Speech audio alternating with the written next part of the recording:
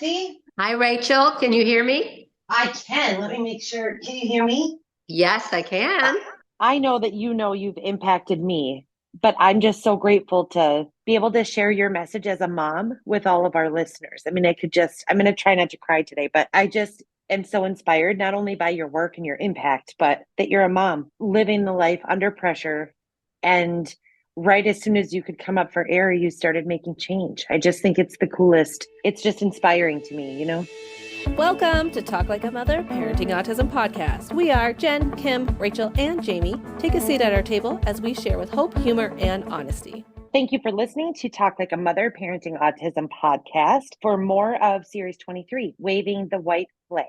In our second episode, we are connecting with a new and dear friend of mine, Betsy Johnstone. We're pleased to welcome Betsy, and we can't wait for you to hear what she has to say about breaking stigma and parenting under the pressures of, I guess, different. Hey, Betsy. Hi. Happy to be Hey, here. girls. Thanks for coming. I first met Betsy in Edenton. This is like that Ferris Bueller line. My best friend's cousin's whatever. Betsy is a auntie to a friend of mine. No, let's see. A friend of mine's bestie, right? That's right. Something like that. Anyway, we exchanged a hug after I'd been following her for some time because Betsy is not only like one of those sweet, kind folks that you just feel an instant kinship with, but she also is one of the most fierce and loving advocates I've ever come across. Her life kind of took a turn when pretty significant mental illnesses kind of came into her play. And right as soon as they sort of hit stable, she started working with NAMI. And I'll let her tell you a little bit more about her story, but gosh, it's just so cool to be friends with someone who has been in 2017, got the Crisis Intervention Team Award of the Year. Is this right? Yes. That was a big surprise. I was doing a lot of trainings in Eastern North Carolina, and we're a very rural area. And when I was nominated, I was told that this is the International Crisis Intervention Team Conference in Fort Lauderdale. And I was told by their leader that I was chosen because of the work we had done in a rural area. They were so happy to see something happening there. So it was a little bit of a fluke, but a great honor.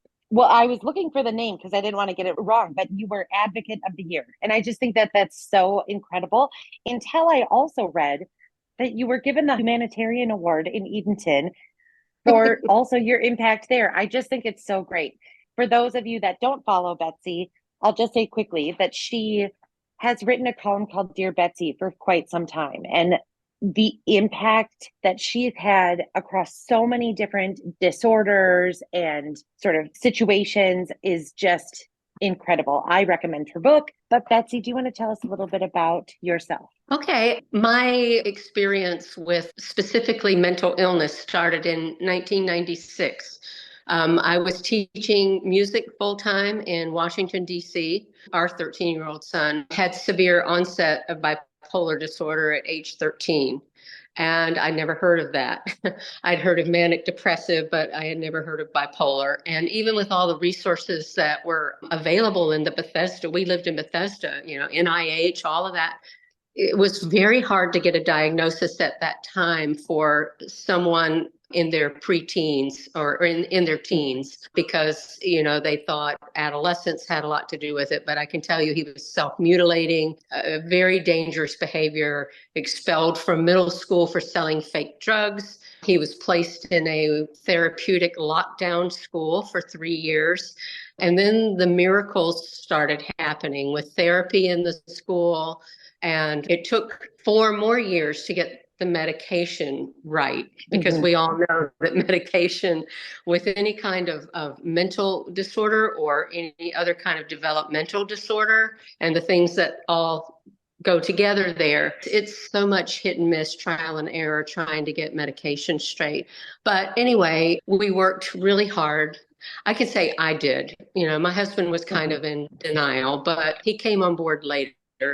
But it was, we'll talk about stigma, because stigma had such a big, unfortunately, shadow over that period of time. And when he started to move into recovery, he mainstreamed after 3 years back to his high school, Maine high school. He graduated on time. And and it goes on and on. But that's about the time when he started to move into recovery that I felt, God, a voice, however you want to think about it, telling me I needed to pay it forward. And NAMI, National Alliance on Mental Illness, the national headquarters was right across the river from me. So I contacted them and the national office, and they trained me to volunteer after work several days a week. They trained me to volunteer on the helpline, the national helpline. So for 7 years, a couple of afternoons a week, I took calls from all over the country. So that's where my first lived experience came from. I had very little contact with lived experience where I was because of stigma, but these people were calling in from all over the country, and sometimes I could help them find resources, and sometimes there were no resources, but sometimes just to tell them the story of my son's progress, it gave them some light in their darkness. And they would tell me that, thank you for sharing that. And now I have some glimmer of hope. So that's where my advocacy started. And I'll just tell you that my son and my other son experienced mental illness a few years ago, a pretty severe period in his 30s. But the first son turned 40 in December. And he's been in recovery for 20 years. And it truly is. I mean, he's worked so hard. We've all worked so hard, but it really is a miracle that he's a dad and he's at work. Listen, he just turned 40. He's been in recovery for 20 years. He lives just outside Nashville, Tennessee. He has his own country music management company. Wow. He married a nurse. And they have 2 beautiful little children. He owns his own home. I mean, last summer they put a swimming pool in and had a birthday party for the daughter with mermaids. Yes. So yes, such a great success story. And so my advocacy is just stronger than ever because people need to have that hope that things can turn out. Maybe not always as well as they've turned out for my son, but there is hope. There is hope, and we need to share that with folks. I was going to say, with people on the other end of the line that get you, I think that's comforting, like you said, just to hear your story, because they are so desperate for a lifeline of hope, really. So that's fantastic. You're able to provide that for people. Yeah, perfectly said. Absolutely. For those of you who are fixing to buy Betsy's book and have not read it yet, it's called Dear Betsy, Letters from the Heart of Mental Illness. And so very much like her column, she organized these pieces by mental health disorder or by, sort of thing that she's accomplishing, explaining sort of the theme of these letters. Anyway, there's so much hope in each and every piece. There's often like the acknowledgement that there may or may not be resources in your area, that these are the things, sort of to look for, to look out for.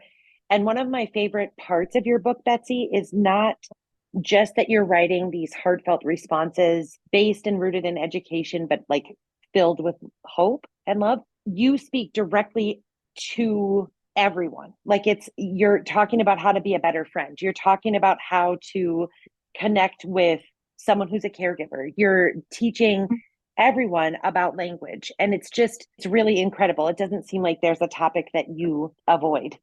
Given your book, it's like you hit every disorder, every sort of category of what the things are that affect families like ours. Wow. And I appreciate that. That current of hope is huge. Thank you. When I met Betsy, our listeners know that I've struggled with suicidal ideation and depression. And when I met Betsy, that hug was so big because I was in such a dark place. And your book and really your page honors that you can be in the depths of it all and still find a glimmer of hope. And I just had a Flanaville moment. It just clicked to me who Betsy is. This is Dear Betsy, Jen. Yeah, just had a Flanaville moment. Just had a moment. It just all clicked now. Welcome to the table. Yeah. Yeah. Betsy, my page is called Flanaville, as you know. My last name is Flanagan. And like 4 years into our best friendship, Jenn Dunn goes, "Oh my God, that's your last name." So she just figured out that you're Betsy of Dear Betsy.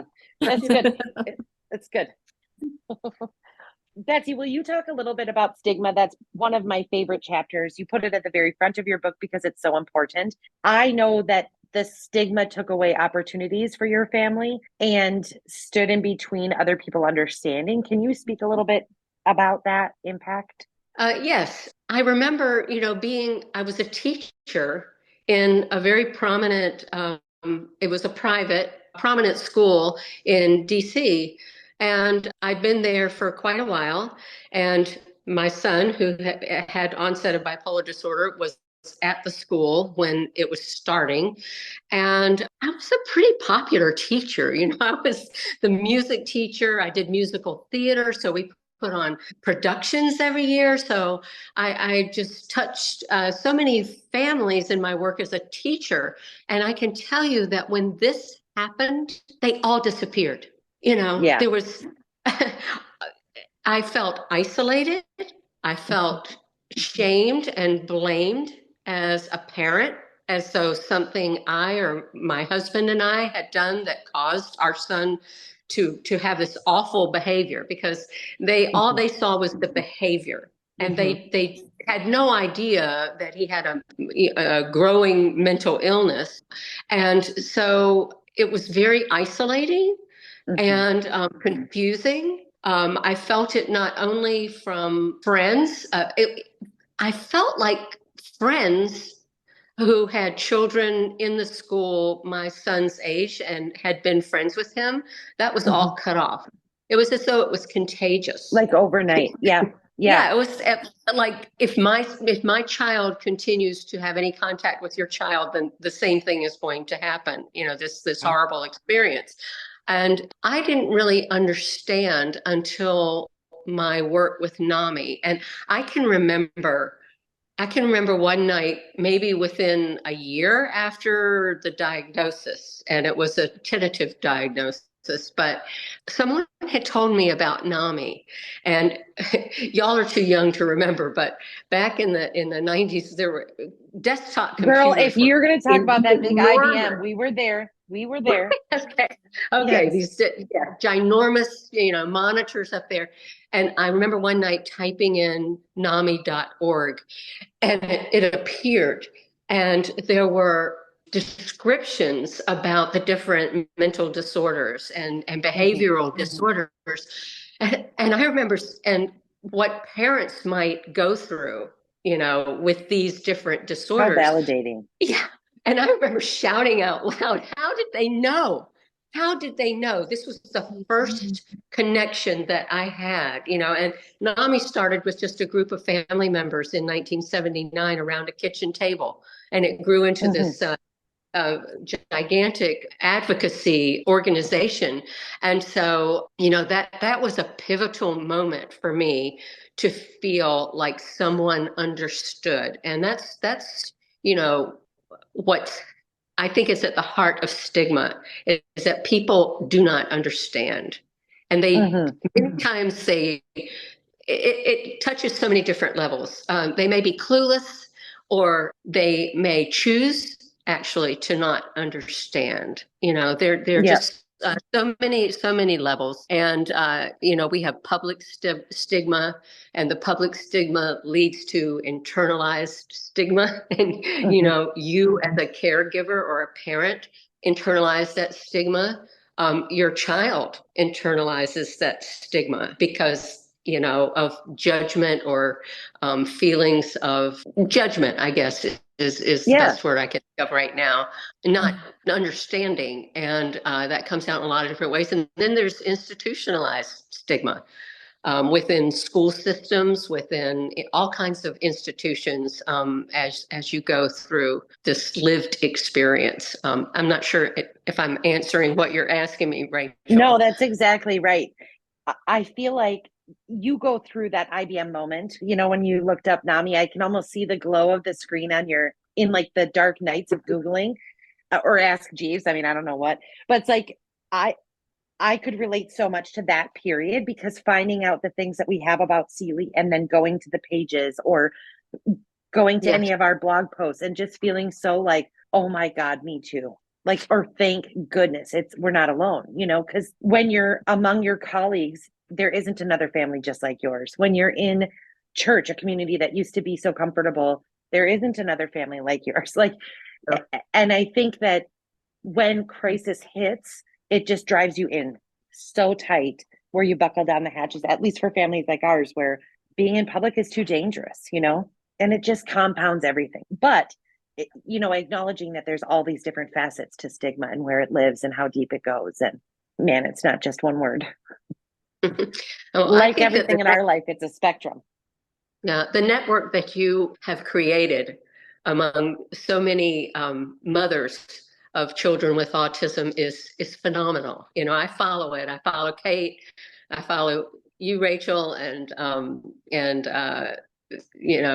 Carrie. I follow all of them, all of you, and I just think when I see you gather together, a big group, it's so heartwarming.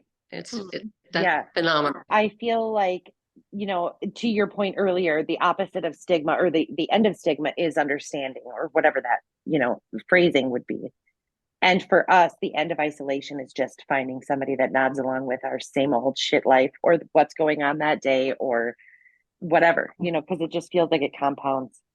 Can you talk to me a little bit about your language around saying mental illness versus mental health, and kind of how you got there, because you speak beautifully about it? Well, I've always talked about mental illness. And when I decided to put together that book, my son and daughter-in-law, and as I said a little earlier, in his 30s, just a few years ago, he went through several years suicidal. It was a very dark period, and thankfully he's come out. He's in a very good place now. And I was visiting with them in DC when the book was in progress, and they said, well, Mom, you're going to have to do a Facebook page. You're going to have a page to market your book. And I said, absolutely not. I'm not going to do that. And I'm too old. I don't want to do that. And I wouldn't do it just to sell a book. And then, I came home and I kind of thought about it, prayed about it. And I decided, well, it could actually be a more interactive version of the newspaper column that I had done and became the book. And that has panned out. But in the beginning, that same son the marketer who said you need to do your Betsy page, he said, well, Mom, instead of saying that you're advocating for mental illness, because I was slow to get followers, a page about mental illness. And he said, maybe you need to change it to advocating for mental health. And I actually went on and did a video about it and said, this is why I'm not going to change it to mental health. Okay. I believe I saw that video. That has been, a little less than a year ago. And so right now, some folks in my community and I are getting ready to launch a series of sessions to educate the community. We're actually going to do it based in some of the local churches, because this is a small town community and it's very faith-based. So I'm kind of coming full circle to saying, okay, maybe this whatever will invite more people in to raise awareness and to fight stigma, because people don't want to talk about it.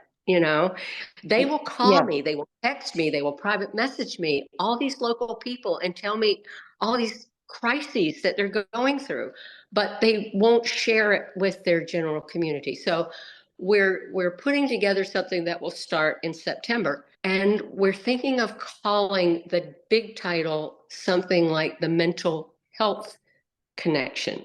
And even a month ago, that would go against every grain in my body to do that. But we have to think about if the it greater feels good. like arms open, it's worth bringing people in, right?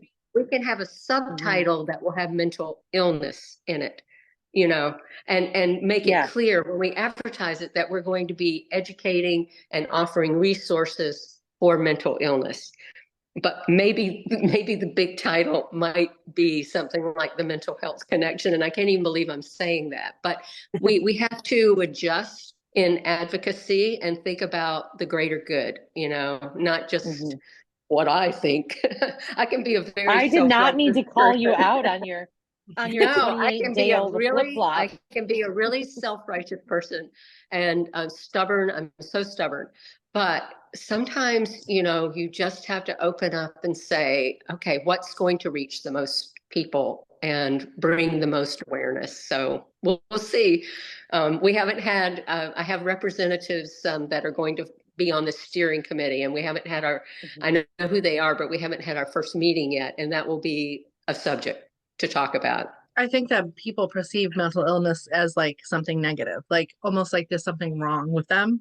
Where mental health, I feel like, is like everybody has mental health, whether you have a mental health disorder, mental health struggles, great mental health. Like it's such like a softer way, I think, of saying it. And I think that's what happens. And that's where the stigmas come from, because it's like we have the same thing where like with autism, like people will be like, oh, it's not a disorder. I mean, it's classified as a disorder, but like they'll be like, it's not a disorder, because it's like it's the same thing. They don't want to like be associated with a disorder because that like implies something wrong, something wrong with your brain or like whatever. So it's like, I feel like people just kind of like shy away from that because it's, I don't know, maybe harder to accept that or even like say that about yourself or a loved one, because it's like, it is other people's reaction, even if it's technically what it's classified as. I think, yeah. I feel like they're always trying to find softer ways of like describing things, as we go with the autism, like things just constantly get changed, like the terms that they use and stuff. When we started the podcast, Betsy, we talked about this a little earlier. We were Table for Five, No Reservations podcast, and we specifically did not mention autism in it because we didn't want to be. Oh, really? We didn't want to be just one thing. We wanted to be able to discuss all the stuff. But it turns out that autism affects every layer and level of our lives. And it's also the connection between the four of us. And so as we rebranded, we really tried to identify like what we're doing. So Talk Like a Mother, because we're still keeping it real. But parenting autism really is in every facet of it. And so it's been funny for us to like flip on this idea too, to be able to lean in, to get folks to find us, to, because you can't make an impact when people aren't showing up to your meeting. It's just real. Right. Yeah. Same with the Facebook page, right? Right. Yep. And I find with that, for example, today I did a modification of I knew I recognized it. that stigma, and that's from my book. But you have to make it a little more palatable for Facebook, for attention span, and I'm not saying that in a bad way, but people are time driven when they're on Facebook. And so today I put something pretty lengthy up about stigma, getting ready for tonight. And now tomorrow will be something a little lighter, because you have to keep people drawn in. If I did that, and I learned that along the way, if I put too much heavy stuff on my Facebook page day after day, I'm not going to even get in the information. That's what I love about your book and really your articles and the way that you've sort of picked paper to do your work, because you're not writing a textbook, but you're giving all of this really clinical information and also really important lived experience, but you're doing it almost like it's a letter to the reader or a letter to the person who's asking. And there's just so much soul in that. I don't know. I think it's cool. Can I read a little bit about caregiver piece of yours from here? Sure. Would you rather I read terribly your words, or would you rather read your book? I don't know what just left awkward for you. Okay. Well, wish me luck. Okay. So in this is on page 80 for when you guys get your copies at home. It says, well, I just can't help it. Everybody should own this. I bought extra. So in this chapter, Betsy's talking about caregiving and PTSD, which is something we've talked a lot about in the last few series. The writer says, Dear Betsy, I have a family member who is the sole caretaker for her mother until she entered a nursing home about a year ago. She had such a hard time this past year dealing with the guilt of relinquishing her mother's care to others, showing signs of residual stress. Do you have any information that might help me and others in understanding what she's experiencing? And while we don't, we're not trying to talk about the, Alzheimer's transition for this person, I feel like what you wrote about caregiving and PTSD is profound for our listeners. You write, Dear Cracks, because they said cracks in the exterior, P.S. Not that you just call your people cracks. Dear Cracks, Your Thank loved you for one may that be clarification. yes, dear correct people. Your loved one may be suffering from a form of PTSD. Post-traumatic stress disorder is brought on by witnessing or experiencing a terrifying event. Although this is most commonly tied to war veterans, anyone who has suffered trauma is at risk of developing PTSD. Can caregiving cause PTSD? For many people, the answer is yes. Caregiving is not only physically exhausting, but emotionally and mentally draining as well. This is especially true for adult children who take care of parents with dementia or a severe disability, which also that kind of made me a little misty, that little or severe disability. Many caregivers feel an extreme amount of pressure and responsibility to provide care for their loved ones, but at the same time feel powerless to stop the debilitating condition. The stress remains long after the caregiving ends. Here are some symptoms. And you go on to talk about anxiety and sleeplessness, reliving the experience. And for many of us, it's not something that ends, it's continually compounding. You talk about the physical pain and the mental anguish, like those aches and pains that are just unrelenting and don't help with the Advil. And then you talk finally about antisocial behavior before you go on to discuss how to help that friend. And I just think for the listeners that have not yet followed your page or bought your book yet, it's like that in every letter, that you sort of describe the nuts and bolts of something, you validate the person who has, poured their heart out, and then you give like really brief takeaways that are just so actionable. Is there anything that you didn't write in about caregiving in this book or what I read that you'd like to add? Well, some of that came from my own family. We have a lot of Alzheimer's in my family. In my grandmother's generation, she and 3 of her siblings died of Alzheimer's. And my father's sister had died with Alzheimer's. And my cousin that I grew up with here was her primary caregiver. And he has not recovered, and he's not in a very good way right now. But a few years ago, I sat down with him when I think right before his mom passed, and talked to him about the caregiving. And he gave me a lot of insights. I'm not sure he could give me those same insights right now, but it was pretty fresh then. Well, with Alzheimer's, there's the sundowning, in the evening, and the symptoms are so much worse. And he helped me understand some of that. And these letters, Rachel and the rest of you, they came from a column that I wrote in our local newspaper, because we had a support group here, that it was a NAMI support group. And unfortunately, not many people came to the support group because of stigma. Yeah. What will people think if I'm going to a meeting for crazy people? I mean, really, that's how people think, especially in a small town. So one night we were sitting around and we were thinking about what could we do if we can't get people to come here? How can we get information about mental illness out to the community?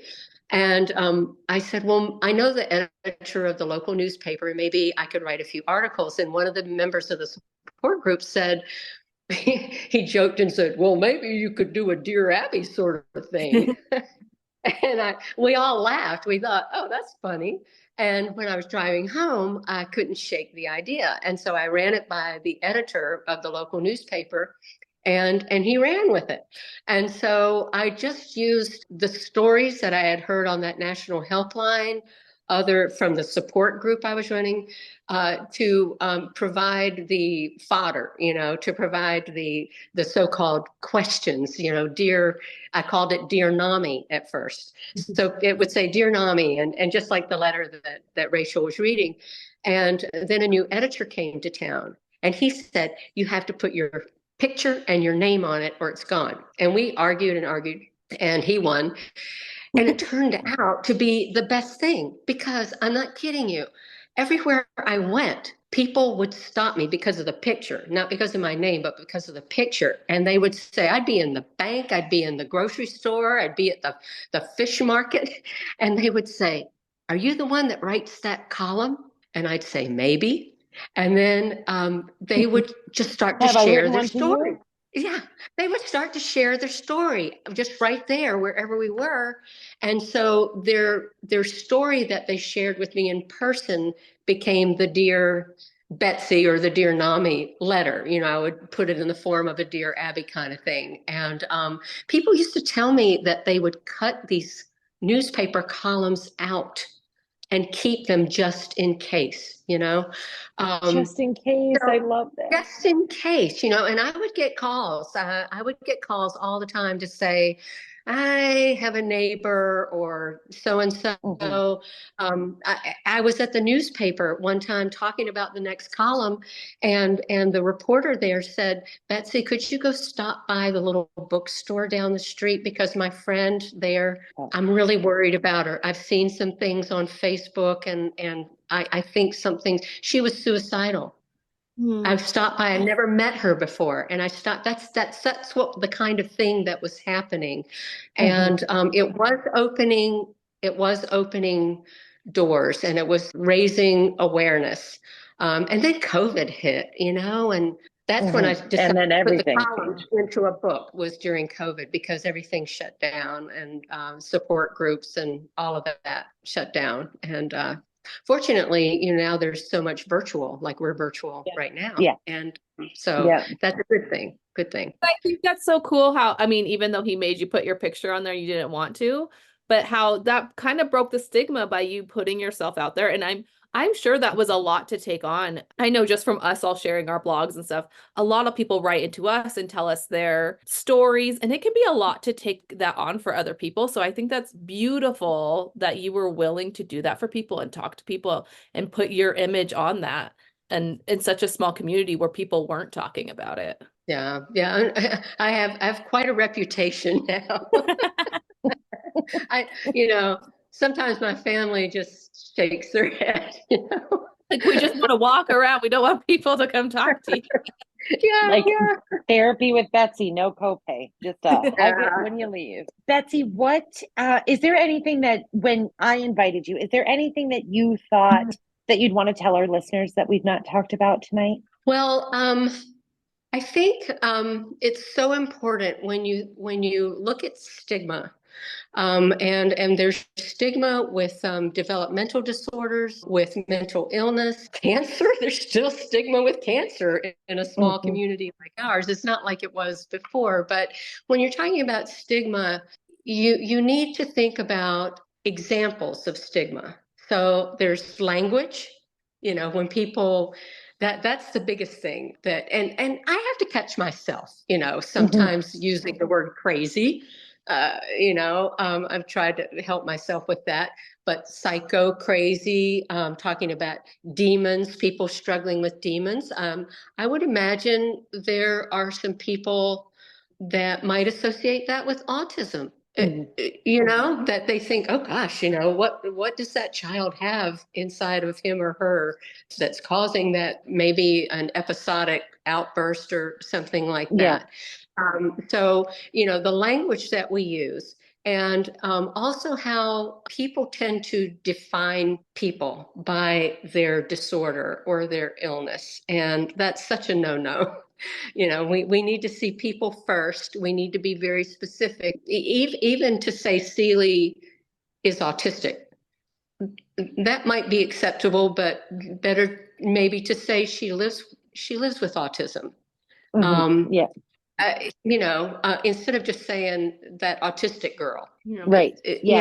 We talk about so person first language a lot in our in all these different settings, because it's very easy for somebody to look at Seeley's file outside of the clinic or outside of the room or therapy session and make some decisions about her and come in just looking at that autistic girl when really there's so much more going on.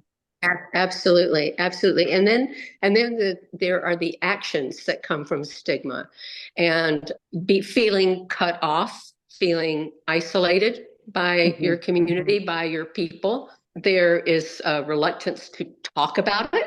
That's an action, or an inaction, I guess, that people are very reluctant. I don't want to talk about autism. I don't want to talk about bipolar disorder. Those are scary things to some people. And we need to make them less scary. And you do that by educating, and that's what you all are Mhm. doing here. And what I'm trying to do is to educate people. I always like to say, in terms of that isolation that comes from stigma, where was the casserole? Yeah.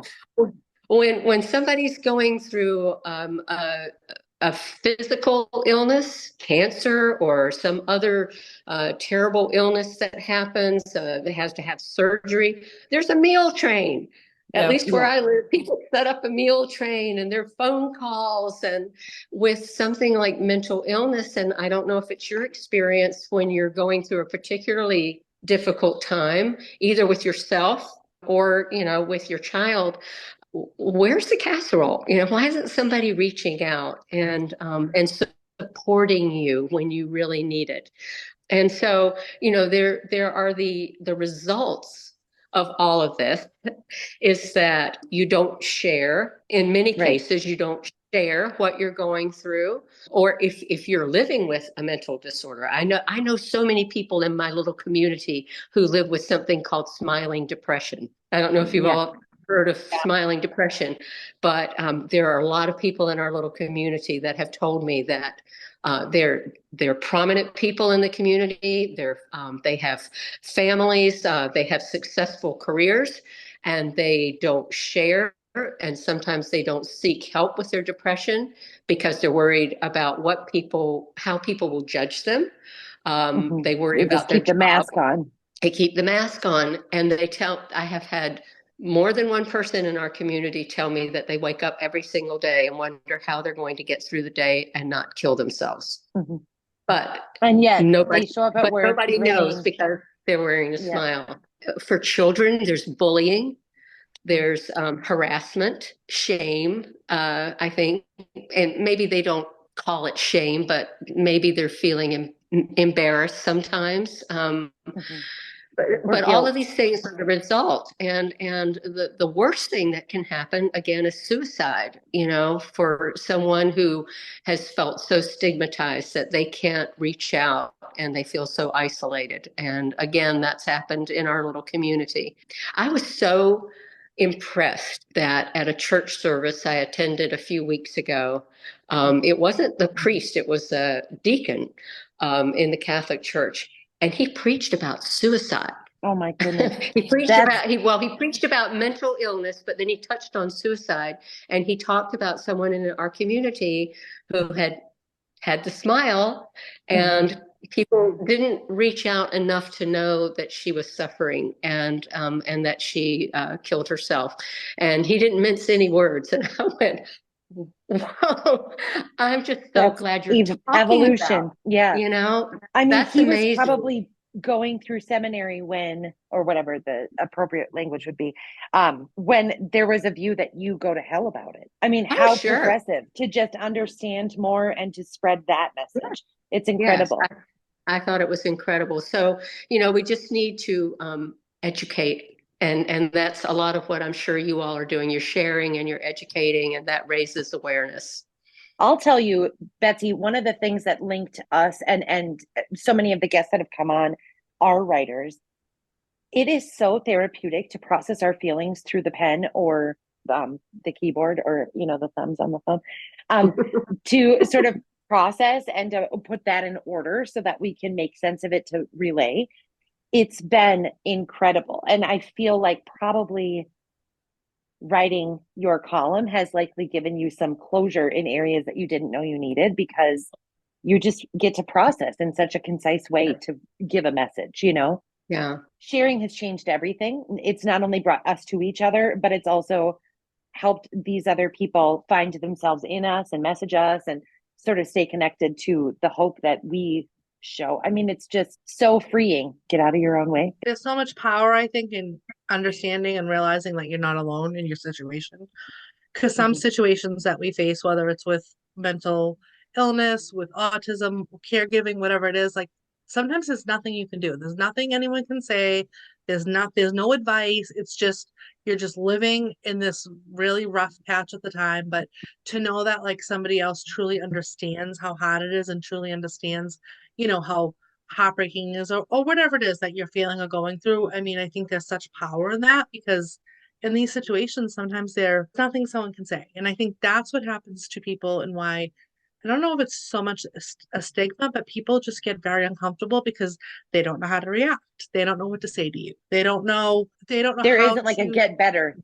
I hope they yeah, get better they just in don't know our the appropriate responses. And sometimes sometimes there's not an appropriate response. Like it's just, so I think that happens a lot with people where they just don't know what to say. So then they just kind of shy away from the situation and just kind of like distance themselves from you, which is obviously not the right thing to do, because then that just makes the people feel more isolated and alone and all that. But I've seen that happen a lot. My daughter's 27, so when she was first diagnosed, it wasn't as much of a known thing, as it is now. Now everybody knows what autism is, but it's like, people just could see, it's like they just don't know, or they'll ask like all these crazy questions, and you're like, always happy to answer questions, but like sometimes they're just like, not the questions you're prepared to answer at the time when you're really going through the heart of it. But I really do think there's just so much power in like really just feeling like you're not the only one going through it. I think so agree, Kim. a lot of people just don't want to be uncomfortable, or they don't want to think outside their little world or their little bubble. They feel like it takes too much from them to like, oh, they would rather just see like our children as misbehaving, like you were talking about in the beginning, than really looking deeper, because that takes time and education and understanding to look deeper.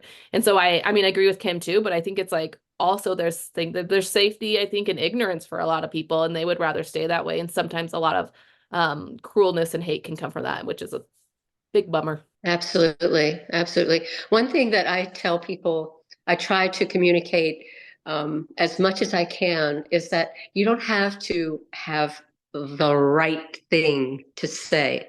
Just reaching out to someone that something's going on, and just saying, want to get a cup of coffee, want to just sit, and I guess people, they're so anxious to, as you said, Kim, want to say something, and yet so they're not comfortable all the time with saying nothing. And sometimes when you're struggling, you just need to know somebody's there. You just need to know that there's someone who cares. And I just say over and over, you don't have to know the right things to say. When I've been with people in crisis, I've just sat with them, it's so much more about listening too. Yeah, but that's what people every now need. and then, right? Every now and then saying, is there something that you want to share, or, is there anyone I can call for you? Just to be there, as you said, Kim, lets people know that they're not alone. That's the main thing. Feeling alone is terrible. I feel like even a text of someone saying, "Oh, thinking of you," because sometimes it's a lot to take on. Especially with mental health stuff. Like I have a sister who has a lot of mental health struggles, so it's like sometimes I take on her stuff, which is very hard. That's very hard, because then it's like so sometimes it's like, if you feel like you can't do that, you can even just send a text. Just let someone know that you're thinking of them. Like, even though it's just such a small thing, in certain times that does make you feel just less alone, A lot of people have asked me, since I shared so openly about my suicidal struggle, like what should I do, or what am I supposed to do? And I feel like so often it's just a touch point and listening. Because if I don't care what the touch point is. It could be coffee, it could be a Zoom, it could just be a quickie visit. It could be no visit at all, because don't come to my door, I'm falling apart. But just listening and reaching, like just reaching out. It's something, how impactful it can be in a moment of need, Betsy, one of our new things that we've been doing is something called One Last Thing. And that's where we round the table and just discuss one last point before we finish up. I have one last thing. This week, I got a call from the Department of Education. Basically, this person told me that they don't handle complaints like that. To which I said, complaints like what? What happened? I learned basically that something happened while my daughter was in care, and nobody can tell us anything. And like the protection of a process, just because you have to protect the process, is such bullshit to me, that we have to like hide behind all of this like who handles what and who can say what within reporting. It's just a crock. I feel, in my one last thing, I just wish for more transparency. I just wish people could call a spade, that we could say we're struggling when we're struggling, that you could own it, that you could connect with a parent that's open and say, this is what happened to me. Anyway, I'm over it. I'm freaking over it. That's my one Wow. last thing. Anybody else? Jean? I want to thank some guy named George. We have to go through a specialty pharmacy for my daughter's med, and our regular guy, who's very nice and made me feel very comfortable, apparently didn't do a lot of the work he needed for us to do to get a med that we need for a procedure next week. And some guy, I just want to thank some random guy named George who came through for me on the phone and took care of everything for me. I know that's really random, but this stuff Thanks, is hard. George. Calling like therapy places all the time and med places, pharmacies, dealing with doctors and stuff. Sometimes it's just nice to have a nice person. So thank you to all the people who work in those places and are just nice and understanding, because we're sometimes panicking, and it's nice to have someone that's just like, I'll take care of it. Shout out to George. Well, I didn't Shout have out, a George. George, but I had a Mike. So that just reminds me, I have a disability tax accountant. All he does is disability stuff. And I thought Kaya had a lifetime designation. Apparently she didn't, and it expired. And so I was just like, are you kidding me? This is one more thing. Like, but seriously, her autism doesn't go away. And I've never experienced having to literally submit paperwork again to show my kid's still autistic. And so anyway, I was just thanking him because he's like, I'll take care of all the paperwork. Just send me this one form. And anyway, so thanks, Mike. I have a positive and a negative. So on the positive side, for those of you who have been following along, know that Alyssa has a really hard time every time her sister comes home from college. So this week is spring break. My daughter compartmentalizes. So like in her mind, she does not belong here. Even though she still lives here, even though she's away at college. My daughter doesn't see it that way. In her mind, she's gone. She doesn't belong here. So when she comes back, it's very hard for her to readjust. This time, Kara walked in the door. Alyssa goes, "Aw," and put her arms out. Like that's like her little way of saying, I love you. But then immediately started screaming, I love you, but I don't want you here. But we only had one night of her having a really hard time. And the next day it was done. In the past, That's this has gone on amazing.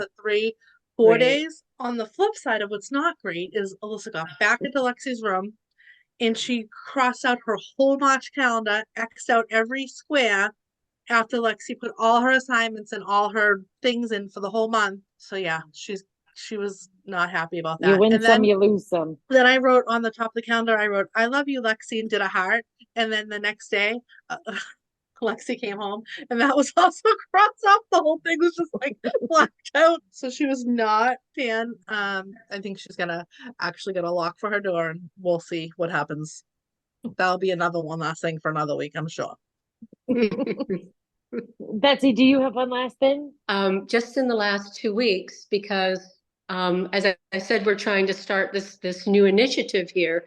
And so, I've met with pastors and I've met that I didn't know before, and the other people that are helping, with the steering committee. And so I've had an opportunity to share part of my journey. A lot. I spoke to the Lions Club a week ago. They help people with their vision, and they were so receptive, and they bought some of my books. It was an amazing night, and so here I am tonight, and I was so nervous. I had no idea what to expect. I've never been part of a podcast before, and it's been such a blessing again, to share some of my story and to hear part of your journeys. And, I just, I feel very blessed and very, very happy to be here tonight. Well, thank you so much. It's nice to meet you. I can't wait for everybody to fall even deeper in love with you through your work. Dear Betsy is available where? Where can the people find you? Like how does it go? DearBetsy.org. I have a website, DearBetsy.org. That's where you can find the book. That's incredible. It's around $20. It's probably like 28 shipped. I don't know. And then you can go free to shipping. I do free shipping there. Oh my God, what a woman. And let's see, on Facebook, Dear Betsy, but you don't Instagram, do you? No, I don't. My kids Me tell either. me I should. I Yeah, only follow and my don't call kids it the on Instagram. All right. Well, everybody, we will see you for episode 3. I can't wait to talk more like a mother. Bye. You guys are great. Bye. You're Bye. Thank Thank you. you. Thank you. Thank you for joining us for this episode of the Talk Like a Mother Parenting Autism podcast. If you are enjoying our podcast, make sure to rate and review us wherever you listen. And if you'd like to support us, you can become a subscriber. Just check out the description of this episode. Give us a follow on Facebook and Instagram for more content, and we'll see you next time.